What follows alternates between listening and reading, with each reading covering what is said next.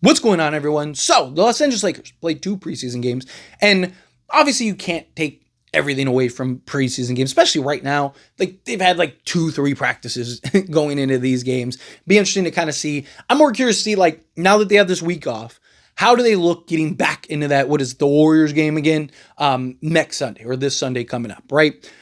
Because right now, I don't want to put too much weight in it. You're not seeing like half of your main top guys, right?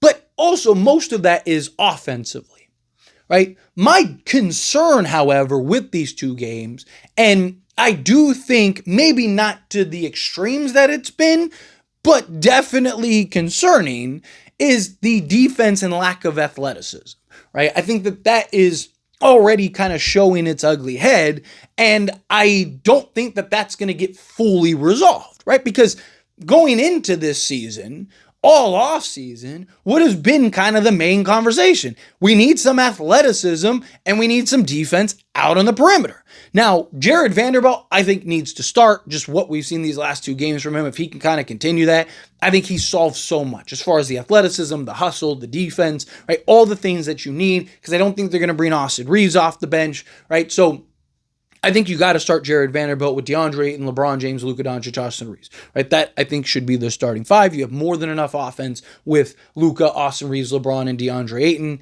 Add in Jared Vanderbilt. I think his shot is going to come around, not to like 40%, but I think he'll be, at least, serviceable shooting the 3 ball. I think he just needs in-game reps. I think once he gets those in-game reps, you can see the confidence in his shot. You can see the change in his shot. And you can see the quicker release. He's much quicker at just kind of getting it and getting it up rather than, he kind of would load it up. And, by the time he's ready to shoot it, the defender's already there, right? Unless he's like wide open. But I don't think, yes, Marcus Smart coming back will really help, at least the defensive perimeter stuff and, kind of helping chase down loose balls and just the hustle and the effort and dirty work and stuff like that. But one of the big reasons we've been preaching, like, go get a guy like an Andrew Wiggins or something like that, is because we really lack the foot speed. And you're seeing in preseason, in these first 2 preseason games against the Phoenix Suns and the Golden State Warriors, they're just jacking up threes on us. And what does that lead to? Long rebounds.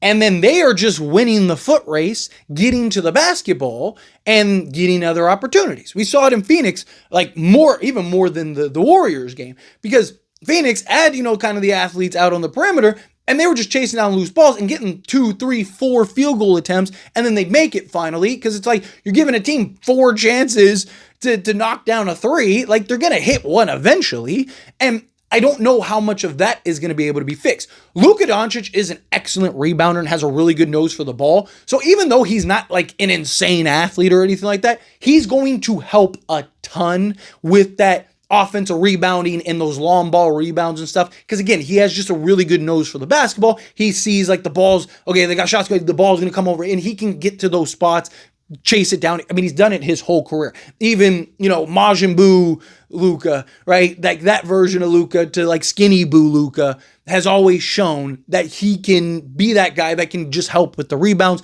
LeBron will help with the rebound. Like it won't be as bad as we've seen, right? Especially if you have Jared Vanderbilt in the starting unit. Because again, you got Luka Doncic, who's going to get you 8 rebounds a game. LeBron's going to get you 8 rebounds a game. DeAndre Ayton's probably going to get you 10 plus, right? You got Jared Vanderbilt, who's probably going to get you 7 or 8, right? Like, so I don't think it'll be as big of a concern with those long ball rebounds and stuff, but it shows what teams think and have thought of the Lakers over the last few years. I mean, this isn't new. I've talked about this pretty much every season, right? That like teams are taking more threes against the Lakers than anyone else because they're like, okay, instead of going and fighting and working hard to like get into the teeth of the defense and do all this other stuff. And, before it was Anthony Davis, it's like, let's just take shots because we can win a foot race against Luka, before it was D'Angelo Russell, Austin Reeves, and Rui Hachimura. It's like they can't outrun their own shadow, let alone us, right? Like, so we're in great shape.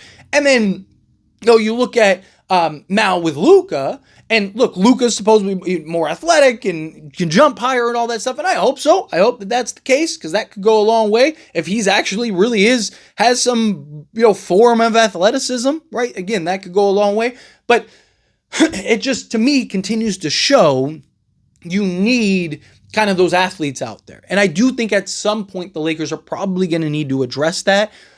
We'll see, like a dude Thero, right? When he starts to play, can he kind of come into his own a little bit, right? Can he kind of help be like a Jared Vanderbilt light, right? Be able to defend multiple positions, chase down those loose balls. He's, great rebounder for his size and his length and stuff. So like maybe you could kind of get that. So like you go from Jared Vanderbilt to like kind of, like the Wish version of Jared Vanderbilt, at least for now. I do think Adu Thero has the potential to be really good in this league, but kind of talking about a guy that, again, is 6'7", 6'8", 7'1" wingspan, 41-inch vertical. He has the size, the length, and the athleticism that we need. Right? But Lakers may also need to address that at some point. We'll see if it's to the level of like an Andrew Wiggins, or if the Lakers can get away with, like I said, like a Matisse Thybulle in the past, or a Haywood Highsmith, like guys that can just, again, give you some athleticism out on the perimeter, chase down some loose balls.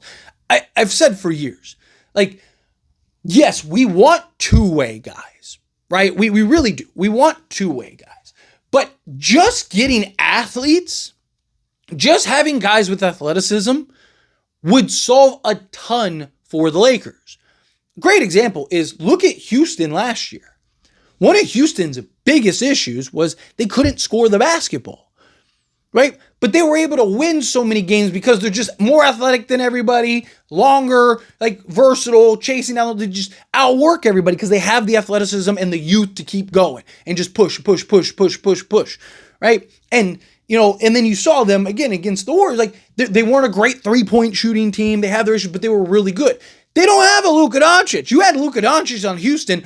I mean, nobody's beating them, right? Like you want to talk about like what would be the ideal team for Luka Doncic? It'd be a team like Houston, a bunch of long, athletic, versatile wings, and Luka Doncic that can mask Luka Doncic, and Luka Doncic could be the best version of himself, right? And so, but the thing is, like you have Luka, you have LeBron, you have Ayton, you have Reeves, right? You have enough offense. Now, if you can just get a couple just like top flight at like a Adu Thero type guys, right? Like that just, you question their offense, but at least athletically, they're going to be able to do the dirty work and make the hustle plays and do all these things, right? Like I think the Lakers, that would do wonders for the Lakers. Now, again, if you can get legit two-way guys, if you can get better two-way balance, then you do it, obviously, right? But I'm just saying, like just injecting athleticism alone would go such a long way for the Lakers, right? Having, Jared Vanderbilt out there and those kind of guys and guys that can defend would go such a long way for the Lakers, right? Like even just having those guys be serviceable, right? I've talked about, like, if you're going to go with Luka and Austin Reeves, you need like a Jared Vanderbilt who can shoot, 34% from 3-point range. And then like an Adu Thero who can shoot, again, 34 to 35% from 3-point range, because those guys are athletic enough, quick enough, and hopefully if Adu Thero can be the level of defender that he was looked at coming out of college, and that can translate to the NBA. Now you have that athleticism out on the wing to mask and make up and pick up the slack for Luka and Austin Reeves. It's like you saw with Derrick Jones Jr., and then they go and get PJ Washington, and that kind of, changed the dynamic for that team. Add in, a Daniel Gafford and Derek Lively, you got the athleticism at the guard position. Well, Ayton gives you that athleticism at the guard position. You need those two wings that can just make up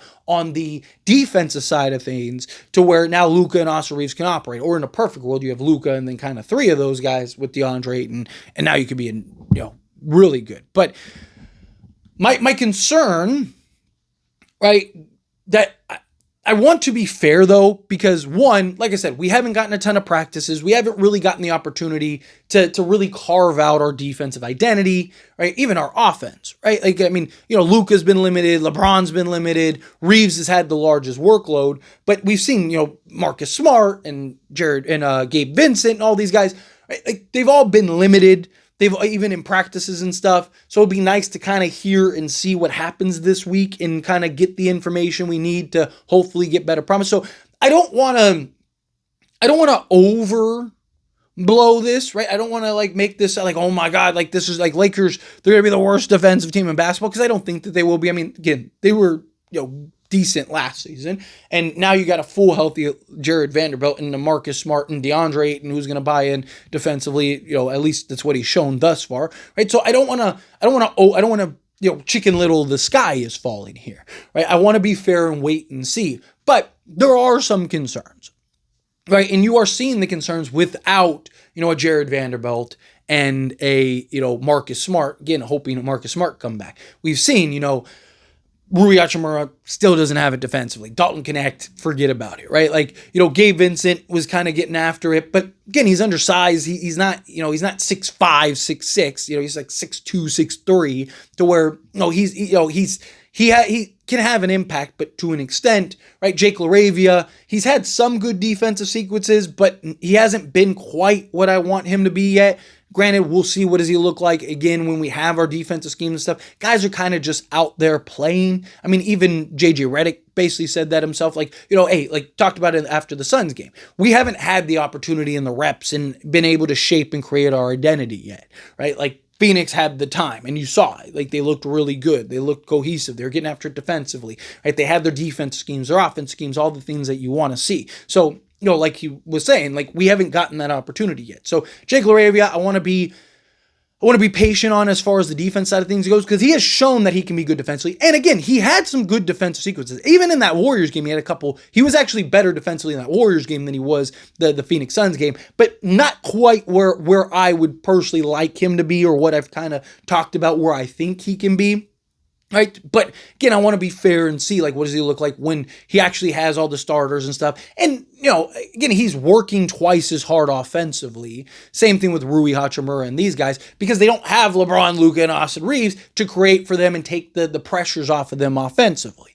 Right. Once that comes back and those guys get there, now Jake LaRavia doesn't have to work as hard offensively, so he can, focus more on the defensive end and use more of that energy on the defense side of things. So again, I want to be fair, but there are some concerns about the defense and the lack of athleticism that I do think needs to be at least discussed for now.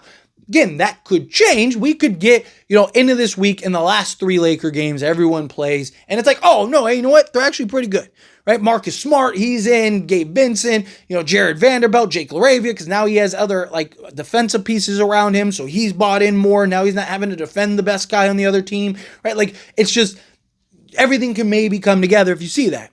And as the season progresses, you get more reps, you get more comfortable, right? So again, I don't want to like overblow it, but the obvious things that we thought are obviously there, right? At least thus far. But anyway, as always, this is a discussion. I pass the question to you. Let me know your thoughts and opinions down in the comments. That being said, if you haven't liked this video, hit that like button. Helps me out. So we enjoy these types of videos, and I truly appreciate it. Not subscribe to the channel, hit that subscribe button, turn on the bell notifications. Appreciate y'all. See you in the next one.